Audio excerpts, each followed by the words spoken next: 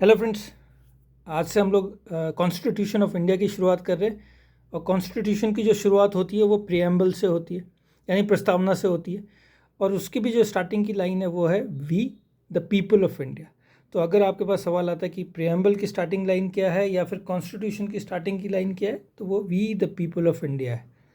सो हम लोग कॉन्स्टिट्यूशन की शुरुआत कर रहे हैं और हम लोग करेंगे इसको काफ़ी डिटेल में, डिस्क्रिप्टिव करेंगे पूरा। इस तरीके से करेंगे कि हमारे जो मेंस के आंसर है, जो डिस्क्रिप्टिव आंसर लॉन्ग आंसर्स हैं, वो कंप्लीट हो जाए। और जब वो कंप्लीट हो जाएगा और हम डेप्थ में भी जाके करेंगे, और जब ये सब कंप्लीट हो जाएगा तो एमसीक्यूज़ तो बहुत आसान हो जाएंगे। तो चलो फिर हम शुरुआत करते हैं द प्रियम्बल से। तो इसकी स्टार्टिंग की लाइन जैसे मैंने बता दिया, we the people of India है, और इसको एंड करती है do hereby adopt and enact and give to ourselves this constitution.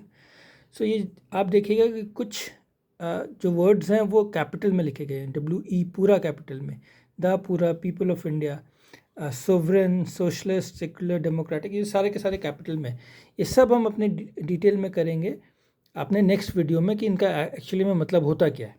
पहले इस वीडियो में हम देख लेते हैं कि प्रियम्बल का क्या मतलब होता है।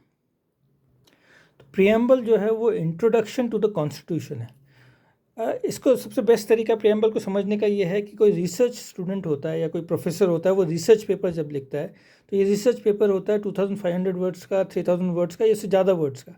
लेकिन उसके स्टार्टिंग में एक एब्स्ट्रैक्ट होता है जो 60 to 70 वर्ड्स का होता है, और वो बताता है, वो इंट्रोड्यूस करता है हमें कॉन्स्टिट्यूशन को कि सॉरी, उस रिसर्च पेपर को कि इसके अंदर है क्या एक्चुअली में। तो इसी तरीके से प्रियम्बल जो है एक इंट्रोडक्शन है टू द कॉन्स्टिट्यूशन, और वो इन ब्रीफ बताता है प्रियम्बल की ऑब्जेक्टिव क्या है कॉन्स्टिट्यूशन का, क्या उसने अपने गोल्स सेट किए हुए हैं, कॉन्स्टिट्यूशन उसने क्या अचीव करना चाहता है सोशो इकोनॉमिक फील्ड में, जैसे बराबर equality, social equality, political equality, ये सारे के सारे गोल्स जो हैं।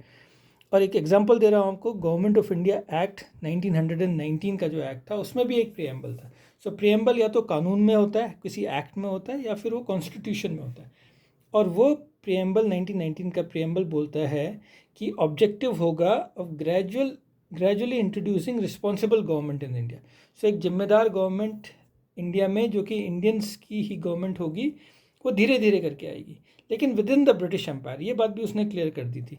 तो बिल्कुल स्टार्टिंग में ही हमें पता चल जाता है एक्ट के प्रियम्बल के थ्रू कि अंदर क्या हमें मिलने वाला है।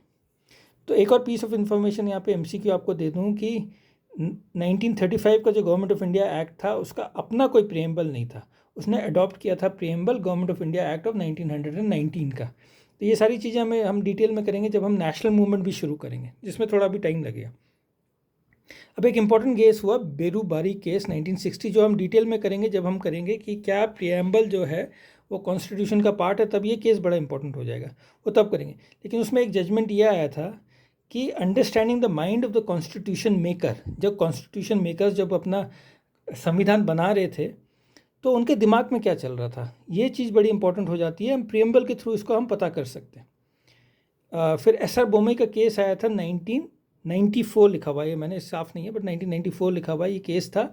और इसमें भी एक इंपॉर्टेंट जजमेंट आया था कि preamble indicates the basic structure of the constitution. ना बेसिक स्ट्रक्चर बहुत इंपॉर्टेंट चीज़ है। 1973 में केशवानंद भारती केस में आया था, जो कि हम डिटेल में करेंगे इसको जब फंडामेंटल राइट्स करेंगे, डायरेक्टिव प्रिंसिपल करेंगे, तो ये वाला टॉपिक भी आएगा उस समय। पर वो ये बोलता है कि बेसिक फीचर है क्या, ये हमें कैसे पता चलेगा। तो ये हमें पता चलेगा प्रियम्बल के थ्रू, एक गाइड है प्रियम्बल एक तरीके से बेसिक फीचर पता करने के लिए। और इस केस में ये बोला था कि सेकुलरिज्म जो है इंडियन कॉन्स्टिट्यूशन का, इंडियन स्टेट का एक बेसिक कैरेक्टर है।